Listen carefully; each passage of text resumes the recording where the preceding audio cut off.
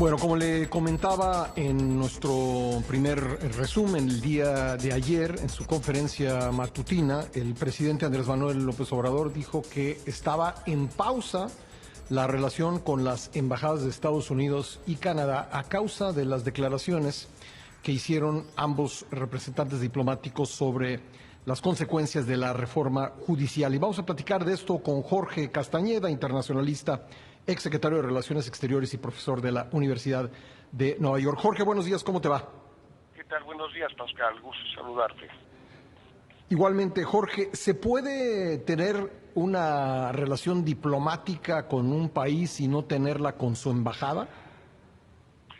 Bueno, pues se puede, o con su embajador, en todo caso, con su embajada ya es más complicado, sobre todo cuando esa embajada, en este caso, es la embajada más grande del mundo, Estados Unidos, tal vez con la excepción de Bagdad. Fue el caso, Bagdad era la más grande durante la guerra, creo que ya la disminuyó en tamaño, entonces probablemente México siga siendo de nuevo la más grande del mundo.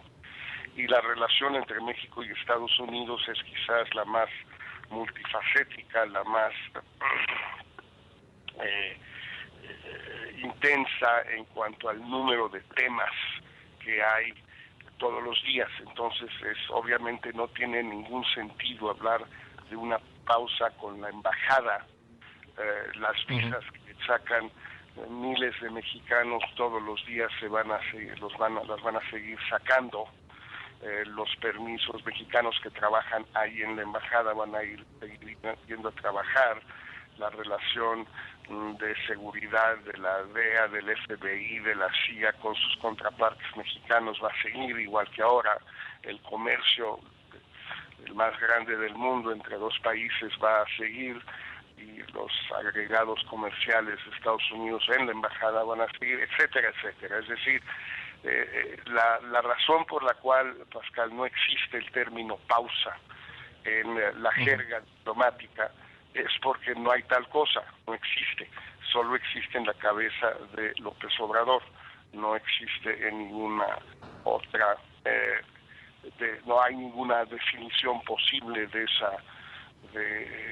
ese término, no quiere decir nada. Ahora, si lo que quiso decir el presidente era que él ya no va a recibir a su amigo Ken, esa es otra cosa. Puede perfectamente. Lo que es más, Pascal, esto muestra el error tan grave que cometió López Obrador al establecer una relación personal totalmente asimétrica entre el presidente de la República de un país importante como lo es México y un simple embajador que se cree mucho porque usa sombrero, pero finalmente no es más que un embajador. Siempre ha sido un error en México cuando ciertos presidentes han creído que podían ellos lidiar con el embajador de Estados Unidos mejor que lo hacía su secretario de Relaciones o su secretario de Hacienda o su procurador general de la República, cuando así se llamaba, etcétera, etcétera, ¿no? Es un error haberlo hecho. Hoy vemos las consecuencias de ese error, que cuando se enoja el presidente con el embajador y el embajador, pues digamos, seguramente está molesto también con el presidente, ¿quién puede arreglar esto? ¿A dónde pueden ir? Ya no hay nivel superior al del presidente de México, por lo menos en México. No pueden hablarle al Papa, que el Papa lo arregle, eso no tiene sentido. En los hechos significará que el embajador pues tampoco puede hablar con la secretaria de Relaciones Exteriores ni con ningún otro funcionario. Te lo pregunto, Jorge, y si me permites hacemos una pausa y me lo respondes regresando después del corte, si eres tan amable. Estamos conversando con Jorge Castañeda. Estoy viendo, Jorge, la primera plana del periódico The New York Times el día de hoy, y la foto principal es la protesta de los trabajadores de la Suprema Corte, y junto a esa foto viene una nota que tiene que ver con lo que estamos platicando tú y yo, y la cabeza dice Mexico irked by U.S. Envoy halts relations, es decir, México irritado por el embajador estadounidense detiene las relaciones. Así lo están leyendo en Estados Unidos, es decir, López Obrador usó el verbo pausar, pero el periódico, por lo menos en su cabeza, está interpretando algo más profundo. Sí, si lees la nota verás que, bueno, primero describe los motivos de la irritación mexicana y luego también lo que dijo el embajador a propósito de la reforma judicial, etcétera, pero también al mismo tiempo pues explican que la relación pues justamente por su contenido, por su intensidad, por su diversidad, pues no es posible detenerla. Lo que está hablando es que no habrá ese tipo de contacto. Me preguntaba si el embajador podrá ser recibido por la canciller o no. Pues yo espero que sí, y que eso sea lo que siga de aquí al 30 de septiembre, y que a partir del 1 de octubre ya la presidenta no reciba al embajador de Estados Unidos, salvo en ocasiones muy, muy especiales, cuando viene el secretario de Estado, cuando viene el vicepresidente de Estados Unidos, o bueno, la vicepresidenta, aunque ahorita tiene otras cosas que hacer. En fin, que ya volvamos a una cierta normalidad. La anormalidad fue esta situación donde el embajador Salazar tenía una especie de picaporte, tenía derecho de puerta con el presidente, y eso siempre termina mal. No hay manera de que eso termine bien, siempre termina mal, y terminó mal.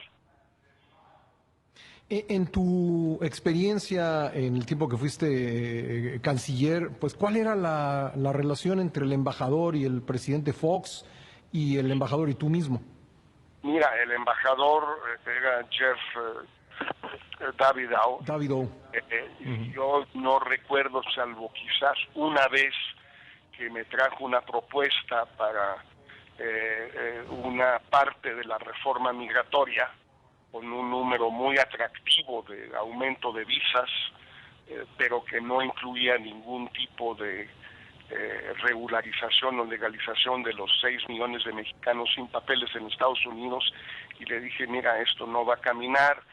Me insistió mucho y le dije, mira, si mi sentimiento es que no, pero obviamente esto yo se lo voy a llevar al presidente, pero si tú quieres, y muy excepcionalmente, pide una cita con el presidente, él te recibirá y él te dirá lo mismo que te estoy diciendo yo. Pero fuera de esa vez, yo recuerdo muy pocas ocasiones en que el presidente Fox haya recibido a Davidow. También es lo mismo, recuerdo más o menos lo mismo,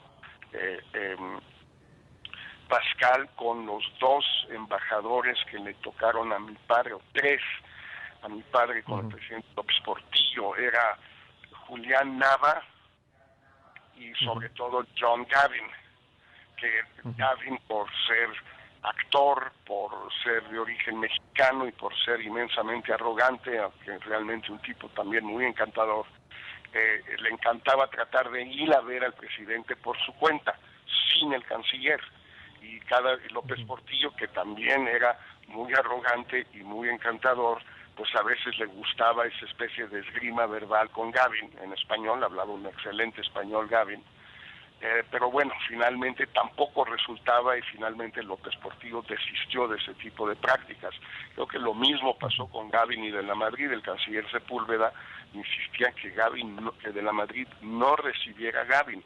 Entonces esto salió mal porque no se debe hacer. Además, velo en otros países, Pascal. ¿Cuándo es la última vez que el presidente de Estados Unidos recibió a un embajador de México? Nunca.